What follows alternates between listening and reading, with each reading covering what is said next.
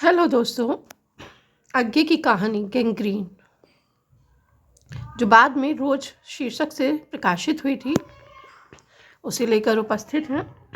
दोपहर में उस सूने आंगन में पैर रखते हुए मुझे ऐसा जान पड़ा मानो उस पर किसी शाप की छाया मंडरा रही हो। उसके वातावरण में कुछ ऐसा अकथ्य अस्पृश्य किंतु फिर भी बोझल और अप्रकंप्य और घना सा फैल रहा था। मेरी आहट सुनते ही मालती बाहर निकली। मुझे देखकर पहचान कर उसकी मुरझाई हुई मुख मुद्रा तनिक से मीठे विस्मय से जागी सी और फिर पूर्ववत हो गई। उसने कहा, आ जाओ, और बिना उत्तर की प्रतीक्षा किए भीतर की ओर चली। मैं भी उसके पीछे हो लिया। भीतर पहुंचकर मैंने पूछा, वे यहाँ नहीं हैं? अभी आए नहीं, दफ्तर में हैं, थोड़ी देर में आ जाएंगे। कोई 1:30-2 बजे आया करते हैं। कब के गए हुए हैं? सवेरे उठते ही चले जाते हैं। मैं हूँ कहकर पूछने को हुआ, और तुम इतनी देर क्या करती हो? पर फिर सोचा, आते ही एकाएक प्रश्न ठीक नहीं है। मैं कमरे के चारों ओर देखने लगा। मालती एक पंखा उठा लाई और मुझे हवा करने लगी। मैंने आपत्ति करते हुए कहा, नहीं, मुझे नहीं चाहिए। पर वह नहीं मानी। बोली, वाह, चाहिए कैसे नहीं? इतनी धूप में तो आए हो यहाँ। तो मैंने कहा, अच्छा लाओ, मुझे दे दो। वह शायद ना करने वाली थी, पर तभी दूसरे कमरे से शिशु के रोने की आवाज़ सुनकर उसने चुपचाप पंखा मुझे दे दिया और घुटनों पर हाथ टेक कर एक थकी हुई हूँ करके उठी और भीतर चली गई। मैं उसके जाते हुए दुबले शरीर को देखकर सोचता रहा, यह क्या है? यह कैसी छाया सी इस घर पर छाई हुई है? मालती मेरी दूर के रिश्ते की बहन है, किंतु उसे सखी कहना ही उचित है, क्योंकि हमारा परस्पर संबंध सख्य का ही रहा है। हम बचपन से इकट्ठे खेले हैं, इकट्ठे लड़े और पिटे हैं, और हमारी पढ़ाई भी बहुत सी इकट्ठी ही हुई थी, और हमारे व्यवहार में सदा सख्य की स्वेच्छा और स्वच्छंदता रही है। वह कभी भ्रातृत्व के या बड़े छोटेपन के बंधनों में नहीं घिरा। मैं आज कोई 4 वर्ष बाद उसे देखने आया हूँ। जब मैंने उसे इससे पूर्व देखा था तब वह लड़की ही थी। अब वह विवाहिता है, एक बच्चे की माँ भी है। इससे कोई परिवर्तन उसमें आया होगा, और यदि आया होगा तो क्या, यह मैंने अभी तक सोचा नहीं था।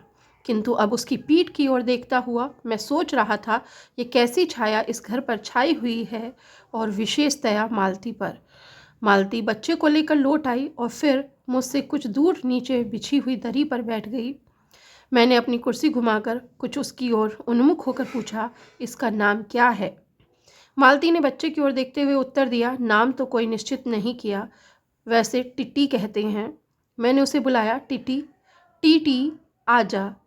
पर वह अपनी बड़ी बड़ी आंखों से मेरी ओर देखता हुआ अपनी माँ से चिपट गया और वांसा सा होकर कहने लगा, ऊहूँ ऊहूँ ऊहूँ ऊ। मालती ने फिर उसकी ओर एक नज़र देखा और फिर बाहर आंगन की ओर देखने लगी। काफ़ी देर मौन रहा। थोड़ी देर तक तो वह मौन आकस्मिक ही था, जिसमें मैं प्रतीक्षा में था कि मालती कुछ पूछे, किंतु उसके बाद एकाएक मुझे ध्यान हुआ मालती ने कोई बात ही नहीं की।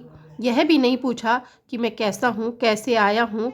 चुप बैठी है। क्या विवाह के 2 वर्ष में भी वह बीते दिन भूल गई, या अब मुझे दूर इस विशेष अंतर पर रखना चाहती है, क्योंकि वह निर्बाध स्वच्छंदता अब तो नहीं हो सकती, पर फिर भी ऐसा मौन जैसा अजनबी से भी नहीं होना चाहिए। मैंने कुछ खिन्न सा होकर दूसरी ओर देखते हुए कहा, जान पड़ता है तुम्हें मेरे आने से विशेष प्रसन्नता नहीं हुई। उसने एकाएक चौंक कर कहा, यह हूँ प्रश्न सूचक था, किंतु इसलिए नहीं कि मालती ने मेरी बात सुनी नहीं थी, केवल विस्मय के कारण। इसलिए मैंने अपनी बात दोहराई नहीं, चुप बैठा रहा। मालती कुछ बोली ही नहीं। तब थोड़ी देर बाद मैंने उसकी ओर देखा। वह एकटक मेरी ओर देख रही थी, किंतु मेरे उधर उन्मुख होते ही उसने आंखें नीची कर ली। फिर भी मैंने देखा, उन आंखों में कुछ विचित्र सा भाव था, मानो मालती के भीतर कहीं कुछ चेष्टा कर रहा हो, किसी बीती हुई बात को याद करने की, किसी बिखरे हुए वायुमंडल को पुनः जगाकर गतिमान करने की, किसी टूटे हुए व्यवहार तंतु को पुनर्जीवित करने की, और चेष्टा में सफल न हो रहा हो। वैसे जैसे बहुत देर से प्रयोग में न लाए हुए अंग को व्यक्ति एकाएक उठाने लगे और पाए कि वह उठता ही नहीं है, चिर विस्मृति में मानो मर गया है। उतने क्षीण बल से, यद्यपि वह सारा प्राप्य बल है। क्षीण बल से उठ नहीं सकता। मुझे ऐसा जान पड़ा मानो किसी जीवित प्राणी के गले में किसी मृत जंतु का तोक डाल दिया गया हो। वह उसे उतार कर फेंकना चाहे पर उतार न पाए। तभी किसी ने किवाड़ खटखटाए। मैंने मालती की ओर देखा, वह हिली नहीं। जब किवाड़ दूसरी बार खटखटाए गए तब वह शिशु को अलग करके उठी और किवाड़ खोलने गई। वे यानी मालती के पति आए। मैंने उन्हें पहली बार देखा था, यद्यपि फोटो से उन्हें पहचानता था। परिचय हुआ। मालती खाना तैयार करने आंगन में चली गई और हम दोनों भीतर बैठकर बातचीत करने लगे। उनकी नौकरी के बारे में, उनके जीवन के बारे में, उस स्थान के बारे में और ऐसे अन्य विषयों के बारे में जो पहले परिचय पर उठा करते हैं। एक तरह का स्वराक्षात्मक कवच बनकर। मालती के पति का नाम है महेश्वर। वह एक पहाड़ी गांव में सरकारी डिस्पेंसरी के डॉक्टर हैं। उसी हैसियत से इन क्वार्टरों में रहते हैं। प्रातःकाल 7 बजे डिस्पेंसरी चले जाते हैं और 1:30 या 2 बजे लौटते हैं। उसके बाद दोपहर भर छुट्टी रहती है। केवल शाम को 1-2 घंटे फिर चक्कर लगाने के लिए जाते हैं। डिस्पेंसरी के साथ के छोटे से अस्पताल में पड़े हुए रोगियों को देखने और अन्य जरूरी हिदायतें करने। उनका जीवन भी बिल्कुल एक अलग निर्दिष्ट ढर्रे पर चलता है। नित्य वही काम, उसी प्रकार के मरीज, वही हिदायतें, वही नुस्खे, वही दवाइयाँ। वह स्वयं उकताए हुए हैं और इसीलिए और साथ ही इस भयंकर गर्मी के कारण वह अपने फुर्सत के समय में भी सुस्त ही रहते हैं। मालती हम दोनों के लिए खाना ले आई। मैंने पूछा, तुम नहीं खाओगी या खा चुकी? महेश्वर बोले कुछ हंसकर, वह पीछे खाया करती है। पति 2:30 बजे खाना खाने आते हैं, इसलिए पत्नी 3 बजे तक भूखी बैठी रहेगी। महेश्वर खाना आरंभ करते हुए मेरी ओर देखकर बोले, आपको तो खाने का मजा क्या ही आएगा, ऐसे बेवक्त खा रहे हैं। मैंने उत्तर दिया, वाह, देर से खाने पर तो और अच्छा लगता है। भूख बढ़ी हुई होती है पर शायद मालती बहन को कष्ट होगा। मालती टोक कर बोली, मेरे लिए तो यह नई बात नहीं है, रोज ही ऐसा होता है। मालती बच्चे को गोद में लिए हुए थी। बच्चा रो रहा था पर उसकी ओर कोई भी ध्यान नहीं दे रहा था। मैंने कहा, यह रोता क्यों है? मालती बोली, हो ही गया है, चिड़चिड़ा सा, हमेशा ही ऐसा रहता है। फिर बच्चे को डांट कर कहा, चुप कर, जिससे वह और भी रोने लगा। मालती ने भूमि पर बैठा दिया और बोली, अच्छा ले, रो ले, और रोटी लेने आंगन की ओर चली गई। जब हमने भोजन समाप्त किया तब 3 बजने वाले थे। महेश्वर ने बताया उन्हें आज जल्दी अस्पताल जाना है। यहाँ 1-2 चिंताजनक केस आए हुए हैं जिनका ऑपरेशन करना पड़ेगा। 2 की शायद टांग काटनी पड़े, गैंग्रीन हो गया है। थोड़ी ही देर में वह चले गए। मालती किवाड़ बंद कर आई और मेरे पास बैठने ही लगी थी कि मैंने कहा, अब खाना तो खा लो, मैं उतनी देर टीटी से खेलता हूँ। मैं बोली, खा लूँगी, मेरे खाने की कौन बात है, किंतु चली गई। मैं टीटी को हाथ में लेकर झुलाने लगा, जिससे वो कुछ देर के लिए शांत हो गया। दूर शायद अस्पताल में ही 3 खड़के एकाएक में चौंका। मैंने सुना मालती वहीं आंगन में बैठी अपने आप ही एक लंबी सी थकी हुई सांस के साथ कह रही थी, 3 बज गए, मानो बड़ी तपस्या के बाद कोई कार्य संपन्न हो गया हो। थोड़ी ही देर में मालती फिर आ गई। मैंने पूछा, तुम्हारे लिए कुछ बचा भी था? सब कुछ तो बहुत था। हाँ, बहुत था, भाजी तो सारी मैं ही खा गया था, वहाँ बचा कुछ होगा नहीं, यूं ही रोब तो न जमाओ कि बहुत था, मैंने हंसकर कहा। मालती मानो किसी और विषय की बात कहती हुई बोली, यहाँ सब्जी वब्जी तो कुछ होती ही नहीं, कोई आता जाता है तो नीचे से मंगा लेते हैं। मुझे आए 15 दिन हुए हैं, जो सब्जी साथ लाए थे वही अभी बरती जा रही हैं। मैंने पूछा, नौकर कोई नहीं है? कोई ठीक मिला नहीं, शायद 1-2 दिन में हो जाए। बर्तन भी तुम मांजती हो? और कौन? कहकर मालती क्षण भर आंगन में जाकर लौट आई। मैंने पूछा, कहाँ गई थी? आज पानी ही नहीं है, बर्तन कैसे मंजेंगे? क्यों, पानी को क्या हुआ? रोज ही होता है, कभी वक्त पर तो आता नहीं। आज शाम को 7 बजे आएगा, तब बर्तन मंजेंगे। चलो, तुम्हें 7 बजे तक छुट्टी हुई। कहते हुए मैं मन ही मन सोचने लगा, अब इसे रात के 11 बजे तक काम करना पड़ेगा। छुट्टी क्या खाक हुई? यही उसने कहा। मेरे पास कोई उत्तर नहीं था, पर मेरी सहायता टीटी ने की। एकाएक फिर रोने लगा और मालती के पास जाने की चेष्टा करने लगा। मैंने उसे दे दिया। थोड़ी देर फिर मौन रहा। मैंने जेब से अपनी नोटबुक निकाली और पिछले दिनों के लिखे नोट देखने लगा। तब मालती को याद आया कि उसने मेरे आने का कारण तो पूछा नहीं।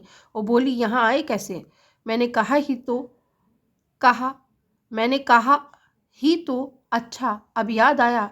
तुमसे मिलने आया था, और क्या करने?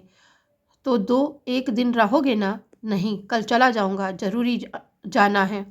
मालती कुछ नहीं बोली, कुछ खिंसी हो गई। मैं फिर नोटबुक की तरफ देखने लगा। थोड़ी देर बाद मुझे भी ध्यान हुआ, मैं आया तो हूँ मालती से मिलने, किंतु यहाँ वह बात करने को बैठी है और मैं पढ़ रहा हूँ। पर बात भी क्या की जाए? मुझे ऐसा लग रहा था कि इस घर पर जो छाया घिरी हुई है वह अज्ञात रहकर भी मानो मुझे भी वश में कर रही है। मैं भी वैसा ही नीरस निर्जीव सा हो रहा हूँ, जैसे यह है घर, जैसे मालती। मैंने पूछा, तुम कुछ पढ़ती लिखती नहीं? मैं चारों ओर देखने लगा कि कहीं किताबें दिख पड़े। यहाँ कहकर मालती थोड़ा सा हंस दी। वह हंसी, कह रही थी, यहाँ पढ़ने को है क्या? मैंने कहा, अच्छा, मैं वापस जाकर जरूर कुछ पुस्तकें भेजूंगा। वार्तालाप फिर समाप्त हो गया। थोड़ी देर बाद मालती ने फिर पूछा, आए कैसे हो? लारी में? पैदल? इतनी दूर? बड़ी हिम्मत की। आखिर तुमसे मिलने आया हूँ, ऐसे ही आए हो? नहीं, कूली पीछे आ रहा है सामान लेकर। मैंने सोचा बिस्तरा ले ही चलूं। अच्छा क्या, यहाँ तो बस, कहकर मालती चुप रह गई। फिर बोली, तब तुम थके होंगे, लेट जाओ। नहीं, बिल्कुल नहीं थका। रहने भी दो, थके नहीं, भला थके हैं। और तुम क्या करोगी? मैं बर्तन मांज रखती हूँ, पानी आएगा तो धुल जाएंगे। मैंने कहा, वाह, क्योंकि कोई और बात मुझे सूझी नहीं। थोड़ी देर में मालती उठी और चली गई, टीटी के को साथ लेकर। तब मैं भी लेट गया और छत की ओर देखने लगा। मेरे विचारों के साथ आंगन से आती हुई बर्तनों के घिसने की खन खन ध्वनि मिलकर एक विचित्र एक स्वर उत्पन्न करने लगी, जिसके कारण मेरे अंग धीरे धीरे ढीले पड़ने लगे। मैं ऊँघने लगा। वह एक स्वर टूट गया, मौन हो गया। इससे मेरी तंद्रा भी टूटी। मैं उस मौन में सुनने लगा। 4 खड़क रहे थे और इसी का पहला घंटा सुनकर मालती रुक गई थी। वही 3 बजे वाली बात मैंने फिर देखी, अब की बार उग्र रूप में। मैंने सुना मालती एक बिल्कुल अनैच्छिक, अनुभूतिहीन, नीरस, यंत्रवत, वह भी थके हुए यंत्र के से स्वर में कह रही है, 4 बज गए, मानो इस अनैच्छिक समय को गिनने में ही उसका मशीन तुल्य जीवन बीतता हो। वैसे ही जैसे मोटर का स्पीडोमीटर यंत्रवत फासला नापता जाता है और यंत्रवत विश्रांत स्वर में कहता है, किससे कि मैंने अपने अमित शून्य पथ का इतना अंश तय कर लिया। न जाने कब कैसे मुझे नींद आ गई। तब 6 कभी के बज चुके थे जब किसी के आने की आहट से मेरी नींद खुली और मैंने देखा कि महेश्वर लौट आए हैं। उनके साथ ही बिस्तर लिए मेरा कुली। मैं मुंह धोने को, पानी मांगने को ही था कि मुझे याद आया पानी नहीं होगा। मैंने हाथों से मुंह पोंछते पोंछते महेश्वर से पूछा, आपने बड़ी देर की? उन्होंने किंचित ग्लानि भरे स्वर में कहा, हाँ, आज वह गैंग्रीन का ऑपरेशन करना ही पड़ा। एक कर आया हूँ, दूसरे को एम्बुलेंस में बड़े अस्पताल भिजवा दिया। मैंने पूछा, गैंग्रीन कैसे हो गया? एक कांटा चुभा था, उसी से हो गया। बड़े लापरवाह लोग होते हैं यहाँ के। मैंने पूछा, यहाँ आपको केस अच्छे मिल जाते हैं? आय के लिहाज से नहीं, डॉक्टरी के अभ्यास के लिए। बोले, हाँ, मिल ही जाते हैं। यही गैंग्रीन हर दूसरे चौथे दिन एक केस आ जाता है, नीचे बड़े अस्पतालों में भी। मालती आंगन से सुन ही रही थी, अब आ गई। बोली, हाँ, केस बनाते देर क्या लगती है? कांटा चुभा था, इस पर टांग काटनी पड़े, यह भी कोई डॉक्टरी है? हर दूसरे दिन किसी की टांग, किसी की बाह काट आते हैं, इसी का नाम है अच्छा अभ्यास। महेश्वर हंसे, बोले, न काटे तो उसकी जान गंवाए। हाँ, पहले तो दुनिया में कांटे ही नहीं होते होंगे। आज तक तो सुना ही नहीं था कि कांटों के चुभने से मर जाते हैं। महेश्वर ने उत्तर दिया, मुस्कुरा दिए। महेश्वर ने उत्तर नहीं दिया, मुस्कुरा दिए। मालती मेरी ओर देखकर बोली, ऐसे ही होते हैं डॉक्टर। सरकारी अस्पताल है न, क्या परवाह है? मैं तो रोज ही ऐसी बातें सुनती हूँ। अब कोई मर मुर जाए तो ख्याल ही नहीं होता। पहले तो रात रात भर नींद नहीं आया करती थी। तभी आंगन में खुले हुए नल ने कहा, टिप टिप टिप टिप टिप टिप टिप। मालती ने कहा, पानी, और उठकर चली गई। खनखनाहट से हमने जाना बर्तन धोए जाने लगे। टिटी महेश्वर की टांगों के सहारे खड़ा मेरी ओर देख रहा था। अब एकाएक उन्हें छोड़कर मालती की ओर खिसकता हुआ चला। महेश्वर ने कहा, उधर मत जा। और उसे गोद में उठा लिया। मचलने और चिल्ला चिल्ला कर रोने लगा। महेश्वर बोले, अब रो रो कर सो जाएगा तभी घर में चैन होगी। मैंने पूछा, आप लोग भीतर ही सोते हैं? गर्मी तो बहुत होती है। होने को तो मच्छर भी बहुत होते हैं, पर यह लोहे के पलंग उठाकर बाहर कौन ले जाए? अब के नीचे जाएंगे तो चार पाइयाँ ले आएंगे। फिर कुछ रुक कर बोले, आज तो बाहर ही सोएंगे, आपके आने का इतना लाभ ही होगा। टीटी अभी तक रोता ही जा रहा था। महेश्वर ने उसे एक पलंग पर बिठा दिया और पलंग बाहर खींचने लगे। मैंने कहा, मैं मदद करता हूँ। दूसरी ओर से पलंग उठाकर निकलवा दिए। अब हम तीनों, महेश्वर, टीटी और मैं, 2 पलंगों पर बैठ गए और वार्तालाप के लिए उपयुक्त विषय न पाकर उस कमी को छुपाने के लिए टीटी से खेलने लगे। बाहर आकर वह कुछ चुप हो गया था, किंतु बीच बीच में जैसे एकाएक कोई भूला हुआ कर्तव्य याद करके रोता या फिर एकदम चुप हो जाता था। और कभी कभी हम हंस पड़ते थे या महेश्वर उसके बारे में कुछ बात कह देते थे। मालती बर्तन धो चुकी थी। जब वह उन्हें लेकर आंगन के एक और रसोई के छप्पर की ओर चली तब महेश्वर ने कहा, थोड़े से आम लाया हूँ, वह भी धो लेना। कहाँ है? अंगीठी पर रखे, कागज में लिपटे हुए हैं। मालती ने भीतर जाकर आम उठाए और अपने आंचल में डाल लिए। जिस कागज में वे लिपटे हुए थे वह किसी पुराने अखबार का टुकड़ा था। मालती चलती चलती संध्या के उस क्षण प्रकाश में उसी को पढ़ती जा रही थी। वह नल के पास जाकर खड़ी उसे पढ़ती रही। जब दोनों और पढ़ चुकी तब एक लंबी सांस लेकर उसे फेंक कर आम धोने लगी। मुझे एकाएक याद आया, बहुत दिनों की बात थी जब हम अभी स्कूल में भर्ती हुए ही थे, जब हमारा सबसे बड़ा सुख, सबसे बड़ी विजय थी हाजिरी हो चुकने के बाद चोरी से क्लास से निकल भागना और स्कूल से कुछ दूरी पर आम के बगीचे में पेड़ों पर चढ़कर कच्ची आमियाँ तोड़ तोड़ कर खाना। मुझे याद आया कभी जब मैं भाग आता और मालती नहीं आ पाती थी, तब मैं भी खिन मन लौट आया करता था। मालती कुछ नहीं पढ़ती थी। उसके माता पिता तंग थे। एक दिन उसके पिता ने उसे एक पुस्तक ला कर दी और कहा, इसके 20 पेज रोज पढ़ा करो। हफ्ते भर बाद मैं देखूं कि इसे समाप्त कर चुकी हो, नहीं तो मार मार कर चमड़ी उधेड़ दूंगा। मालती ने चुपचाप किताब ले ली, पर क्या उसने पढ़ी? वह नित्य ही उसके 10 पन्ने 20 पेज फाड़ कर फेंक देती, अपने खेल में किसी भांति फर्क न पड़ने देती। जब 8वें दिन उसके पिता ने पूछा, किताब समाप्त कर ली? तो उत्तर दिया, हाँ कर ली। पिता ने कहा, लाओ मैं प्रश्न पूछूंगा। तो चुपचाप खड़ी रही। पिता ने कहा तो उद्वत स्वर में बोली, किताब मैंने फाड़ कर फेंक दी, मैं नहीं पढ़ूंगी। उसके बाद जब वह बहुत पिटी, पर वह अलग बात है। इस समय मैं यही सोच रहा था कि वह उद्वत और चंचल मालती आज कितनी सीधी हो गई है, कितनी शांत और एक अखबार के टुकड़े को तरसती है। यह क्या? यह तभी महेश्वर ने पूछा, रोटी कब बनेगी? बस अभी बनाती हूँ। पर अब की बार जब मालती रसोई की ओर चली तब टीटी की कर्तव्य भावना बहुत विस्तीर्ण हो गई। वह मालती की ओर हाथ बढ़ाकर रोने लगा और नहीं माना। मालती उसे भी गोद में लेकर चली गई। रसोई में बैठकर एक हाथ से उसे थपकने और दूसरे से कई छोटे छोटे डिब्बे उठाकर अपने सामने रखने लगी। हम दोनों चुपचाप रात्रि की ओर, भोजन की ओर, एक दूसरे के कुछ कहने की और न जाने किस किस न्यूनता की पूर्ति की प्रतीक्षा करने लगे। और हम दोनों चुपचाप रात्रि की और भोजन की और एक दूसरे के कुछ कहने की और न जाने किस किस न्यूनता की पूर्ति की प्रतीक्षा करने लगे। हम भोजन कर चुके थे और बिस्तरों पर लेट गए थे और टीटी सो गया था। मालती पलंग के एक और मोम जामा पे जाकर उस पर लिटा गई थी। वह सो गया था, पर नींद में कभी कभी चौंक उठता था। एक बार तो उठकर बैठ भी गया था, पर तुरंत ही लेट गया। मैंने महेश्वर से पूछा, आप तो थके होंगे, सो जाइए। वह बोले, थके तो आप अधिक होंगे, 18 मील पैदल चलकर आए हैं। किंतु उनके स्वर ने मानो जोड़ दिया, थका तो मैं भी हूँ। मैं चुप रहा। थोड़ी देर में किसी अपर संज्ञा ने मुझे बताया वह ऊँघ रहे हैं। तब लगभग 10:30 बजे थे। मालती भोजन कर रही थी। मैं थोड़ी देर मालती की ओर देखता रहा, किसी विचार में, यद्यपि बहुत गहरे विचार में नहीं, लीन हुई धीरे धीरे खाना खा रही थी। फिर मैं इधर उधर खिसक कर पर आराम से होकर आकाश की ओर देखने लगा। पूर्णिमा थी, आकाश अनभ्र था।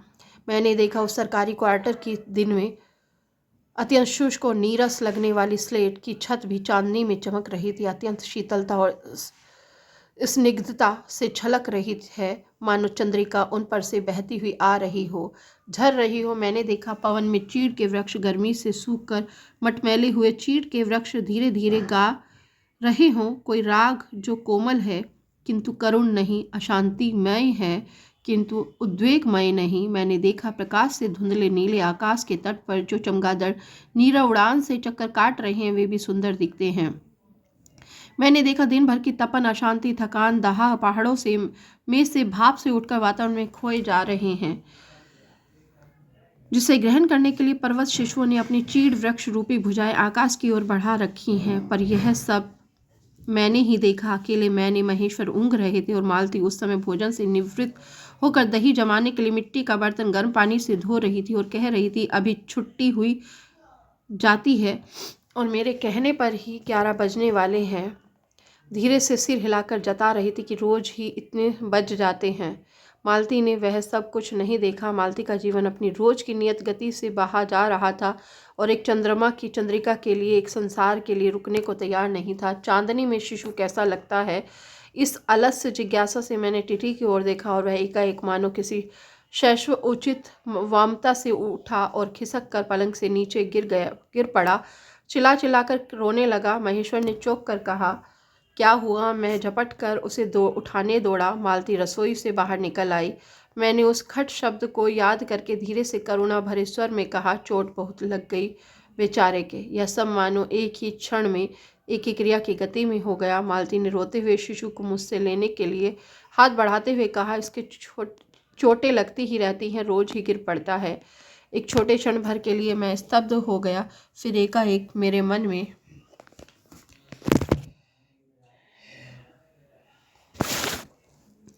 ने, मेरे समूचे अस्तित्व ने विद्रोह के स्वर में कहा, मेरे मन ने,